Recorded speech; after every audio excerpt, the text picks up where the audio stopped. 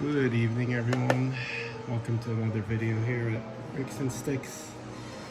So today we're actually going to do a review of the week 2 for the Florida Panthers, as well as we're going to continue building Mos Eisley Cantina. Here we go. We are at bag on number 8 in progress. I already made the Stormtrooper. Pretty cool. You can take it off his helmet.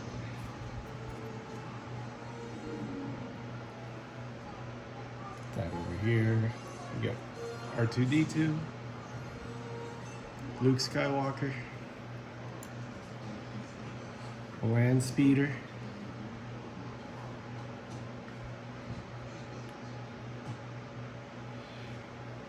the bartender with a gun,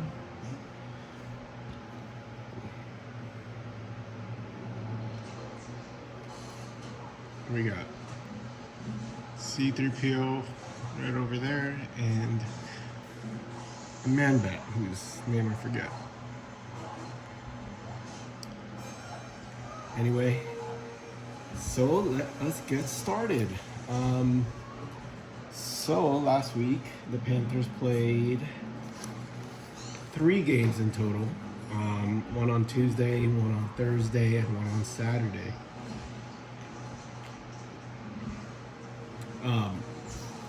I'm going off of the games I haven't talked about. So last week, obviously, they had a back-to-back. They played against Boston on Monday, but we already talked about that on the previous video. So on Tuesday, they had the Columbus Blue Jackets game, and that was quite a heavy and emotional game. It was dedicated to the Gaudreau brothers. They paid their tribute. It was very well done. I mean, as expected, they raised the number 13 to the rafters to memorialize Gaudreau. Still can't believe that happened. So young, and it never feels right when a parent has to bury their children. Can't even imagine.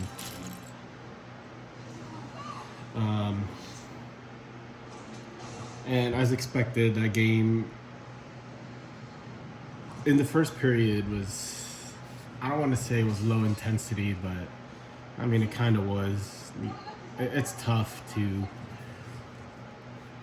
play such a heavy and competitive game right after such an emotional memorial, to start. They showed videos, and Columbus it was cool. Columbus showed videos that involved Kachuk, as he was, he was good friends with Johnny.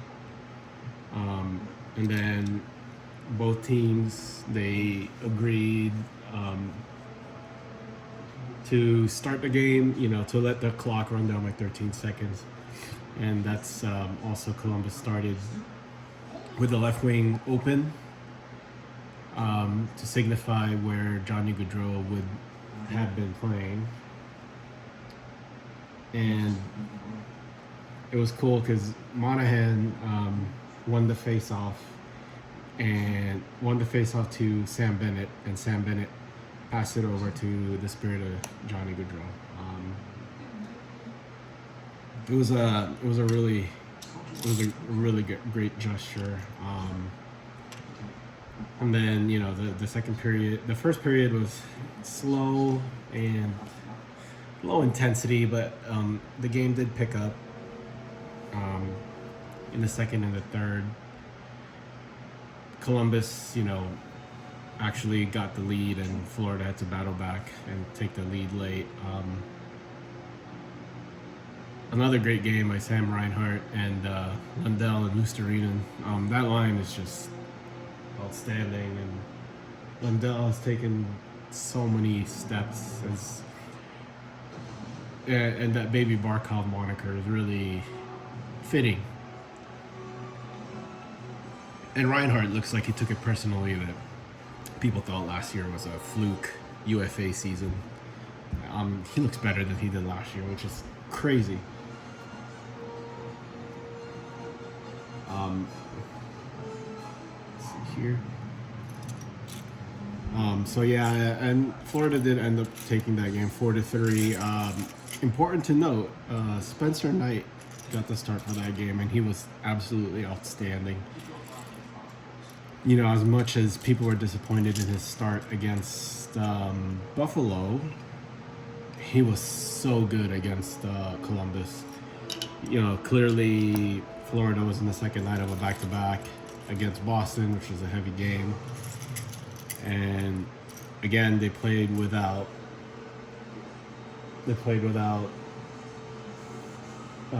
Kachuk and Barkov, and they still found a way to grind it out and win the game 4-3.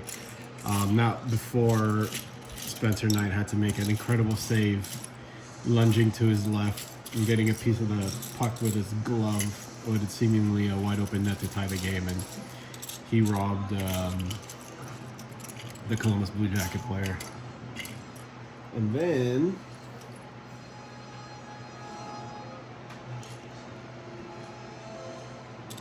on Thursday, they played against Vancouver, again without Barkov and Kachuk, and they managed to squeak out a point. It was very encouraging overall. I gotta say that even including the Buffalo game and on, you know, they lost against Buffalo, but you know, it's tough to not to backtrack too much. It's tough to play a game when all of a sudden, right before you find out that Kachuk is out. But against Vancouver, they were carrying the play early on, and Florida was carrying the play, and then Vancouver manages to take the lead, and Florida battled back, and then it was 1-1 until very weird play. Florida actually challenged the goal by Quinn Hughes. It was off the face-off. The referee dropped the puck, and it didn't even hit the ice. It went straight off of the Vancouver Canuck player glove, and he was able to push the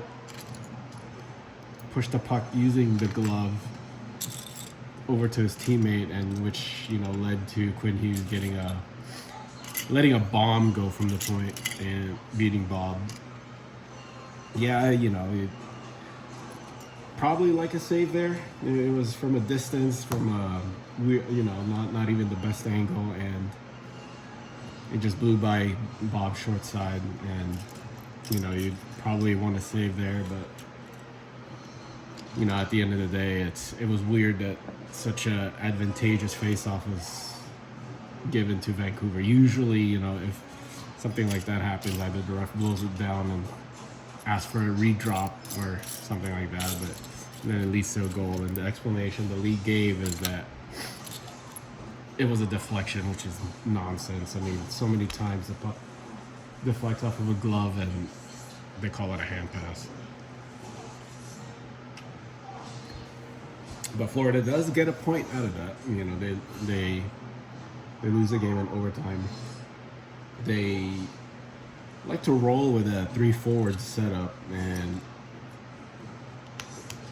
it's when it works, you're a genius. When it doesn't, you get criticized. But I don't know. I find it hard to criticize Paul Maurice at this point. I feel like he's coaching his butt off with all the injuries. They lost Gadjevic early in that game, and they had to run a man down, which actually they played against Vegas on Saturday. The entirety of the game, a man down. So, but to just cap off on the Vancouver game, once again, Reinhardt, is really carrying the team. Reinhardt and Lundell are And Lusterinen, really, that line has just been absolutely outstanding. They look tremendous. And it's going to be really hard to break them up when, even when Barkov is back healthy, just because how can you? You have such a great line rolling. You're almost maybe keep them together. And I guess we can talk about them if, at the end after the Vegas game. And then speaking of the Vegas game, so they played that one on Saturday. That one started with breast cancer awareness thing, which is always great. Then Florida released these special jerseys that were, up for auction. They look outstanding. One thing I gotta commend Florida, the franchise. Whoever the jersey designers are absolutely fantastic. They kill it every time.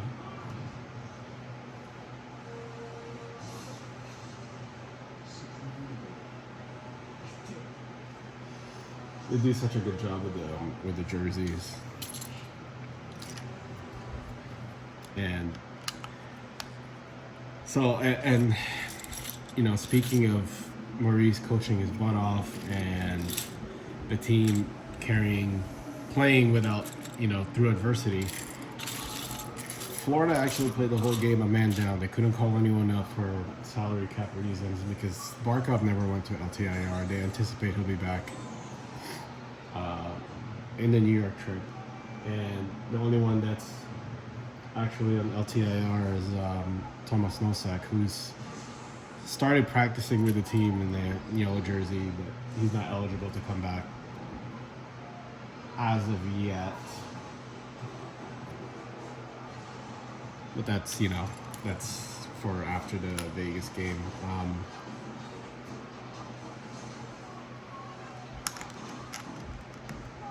So anyway,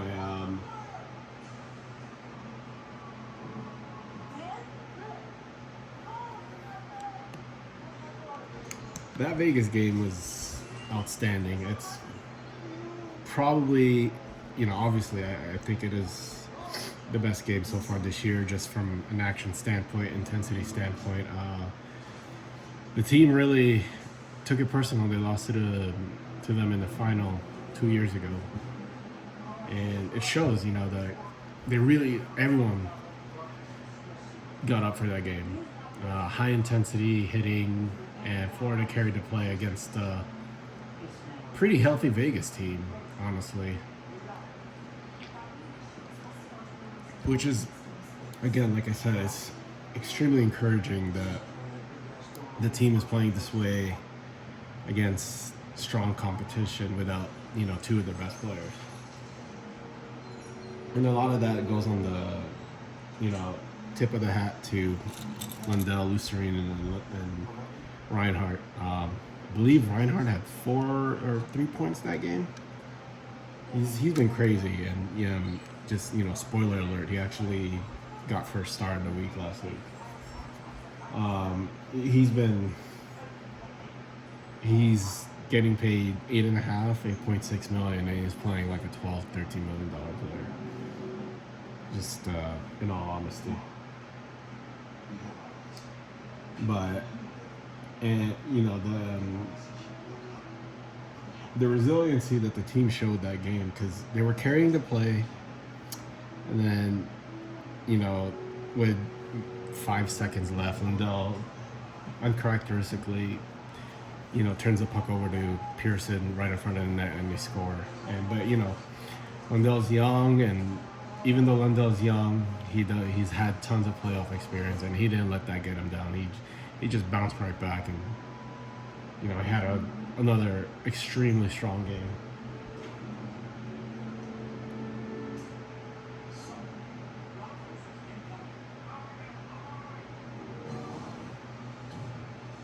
So really encouraging.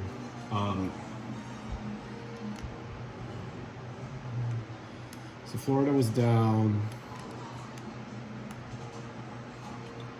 that 1-0 entering the second, and they managed to tie the game, battling back from the turnover. It was Reinhardt with a snipe from a really sharp angle that caught Samsonov by surprise, and he beats him to tie the game 1-1. And and then after that, the teams play, and this Florida still continued to carry the play. And Vegas, they, as with hockey sometimes, it's not the team that's dominating the play that scores usually. Even though that's ideally what you think will happen, it didn't. Vegas takes the lead 2-1, but Vegas just, even though Vegas took the lead, after Florida carried the play, Florida just kept taking it to him. Verhaeghe, I don't know what's happening. I think he had like 20 plus shots attempt at that game, and he didn't score. He had opportunities. He hit the post. He opened net, missed, blocked, whatever. It's really just quite insane. And in all honesty, Florida should have taken the lead many times over.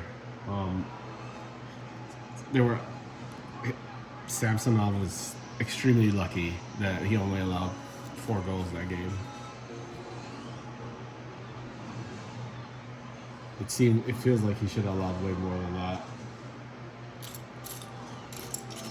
And then in the third, once again, Florida was carrying the play. That's strange.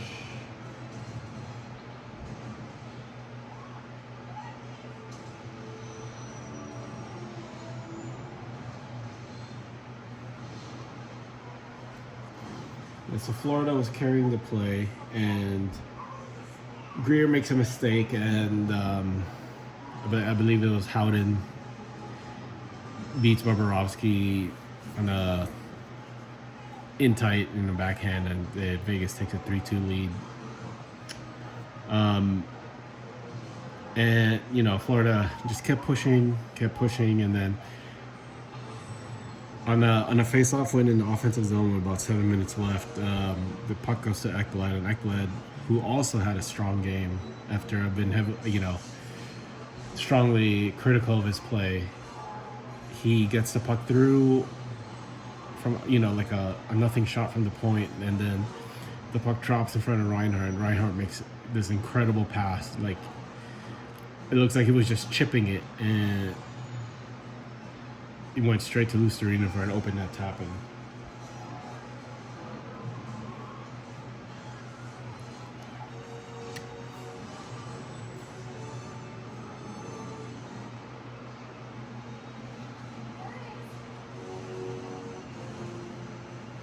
So, and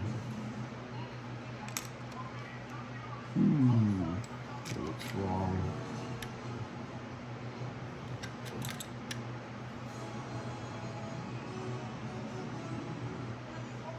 Sorry, this looks wrong, but and then and then Florida continues to carry the play after they tied it.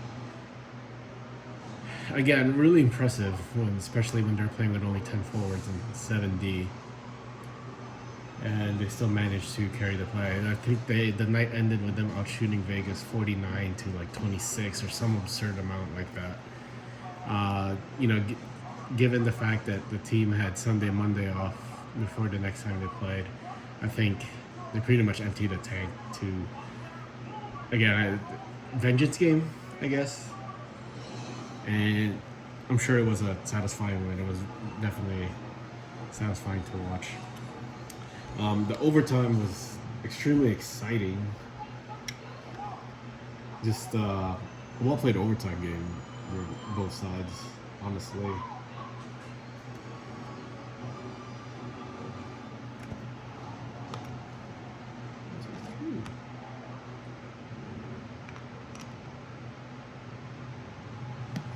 yeah, just a very well played overtime game on both sides.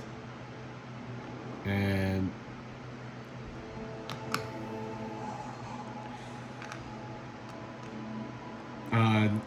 and then the goal, the eventual game winning goal by Gustav Forsling came with like 20 seconds left.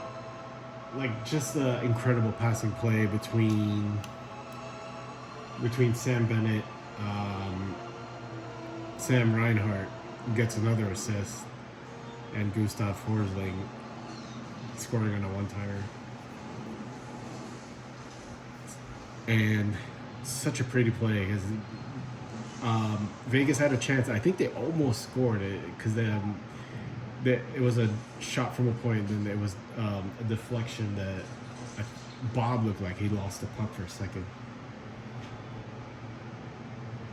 And Florida manages, Forsling pretty much takes the puck, goes all the way to skates it all the way to the blue line, hands it off to Sam Reinhart, and then Forsling cuts it in net and comes to stops at a wide angle, and then Reinhart gives it to Bennett. Bennett cuts in and fakes a shot and throws it over to Forsling for a backdoor, just a wide open net. It was such a cool tic-tac-toe kind of play.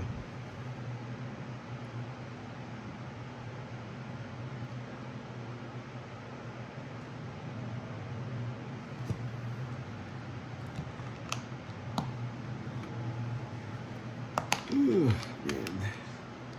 Just making mistakes here. There we go. Now that I figured that out. So, looking ahead, and speaking of Sam Bennett, important to note, Elliot Friedman noted that contract negotiations with Sam Bennett has begun, and hopefully he signs for a good team-friendly deal, because during the ring presentation, Viola actually called Sam Bennett the soul of the team, and Paul Maurice calls him an identity player all the time, and it's hard to argue against that. He's important, vital. He brings physicality, intensity, especially during the playoffs. He's the one player, obviously not including Tkachuk, because Tkachuk's this is only Tkachuk's third season, but he's been the only player I can confidently say that got better as the playoffs started. Barkov had against Tampa. I mean, everyone kind of struggled against Tampa, but Bennett definitely picked up his play in the playoffs every season he's been here.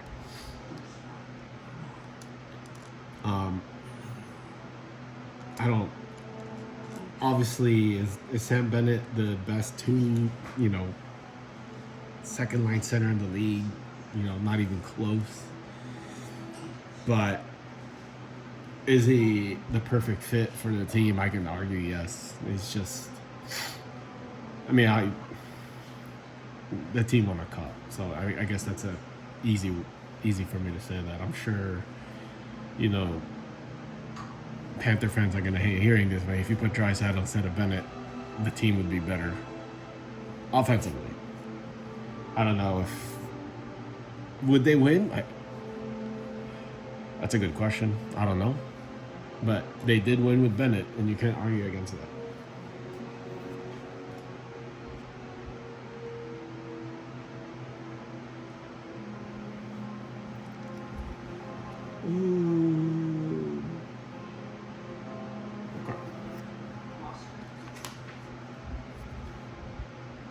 Okay. So, and hopefully that gets done. George Richards quote tweet wrote a small article about it, saying that Friedman is reporting that. So hopefully there is something to that, or they're smoking this fire.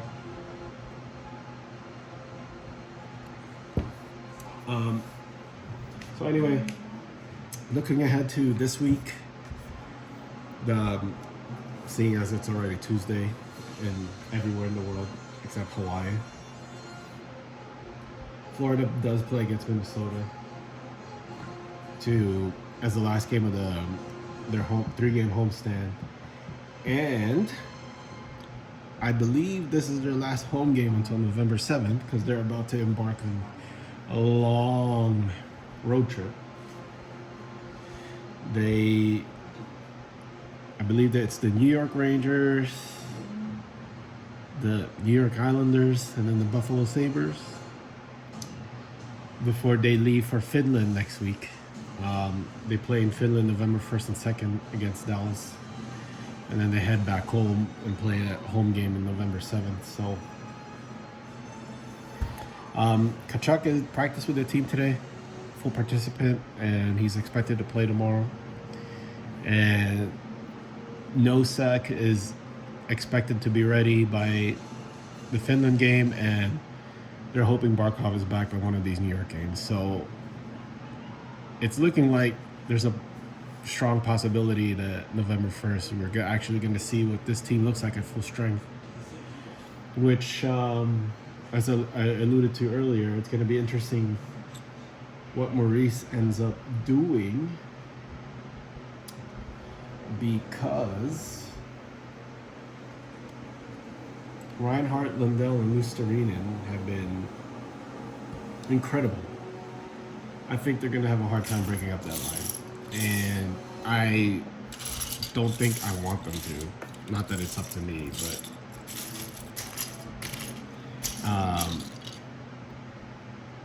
I think it'll be this team would be so much better if Lundell, Reinhart, and Luostarinen stay together on the quote-unquote third line. I mean, that's easily got to be the best third line in the league, right? And then the only problem with that is, so if you keep Rodriguez, Bennett, and Tkachuk together, then you're going to have like a right wing problem, because then you'll have Verhaeghe, Barkov, and it's either going to be Samoskevich or Evan Rodriguez, or no, I'm sorry, not Evan Rodriguez. It'll be either Samoskevich or I'd say Boquist. I think Boquist. No, well, I don't know. Maybe Samoskevich gets a shot. Samoskevich has had two strong games in a row. He picked up his first career point against Vancouver, and he's had an opportunity to score both games. So he's looked very strong. Like, he keeps it up. There's no doubt in my mind he'll score. But put him in the line of Barkov, you never know. His scoring might take off. He might look. That might be the spark that he needs to break that scoring, get his first NHL goal. So, but yeah, pretty much a really strong week for the Panthers, even with a man down, and really encouraging.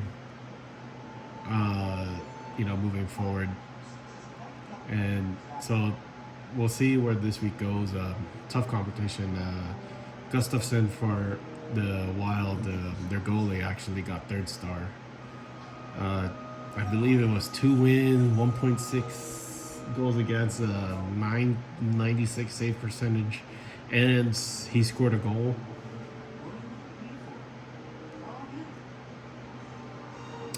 And then obviously the Rangers have been on they've only lost one game, and it was in overtime.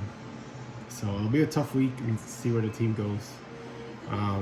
But really encouraging signs, and I think the team looks strong, and it'll be exciting to see what they look like in full power. Anyway,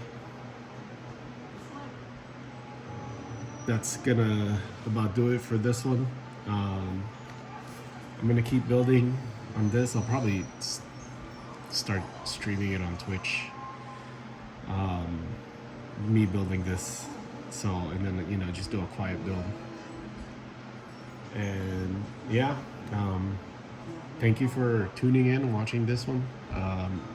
I'll see you for the week 3 review. Enjoy your week of hockey. If you're a Lego builder, drop down in a comment what you're building currently. I actually just did my couple Halloween things. See this pumpkin? Lights up. Really cool. Finished this haunted house. And I still need to do a walkthrough video of that one. So anyway, thanks for joining. And hope you have a great rest of the week and keep building.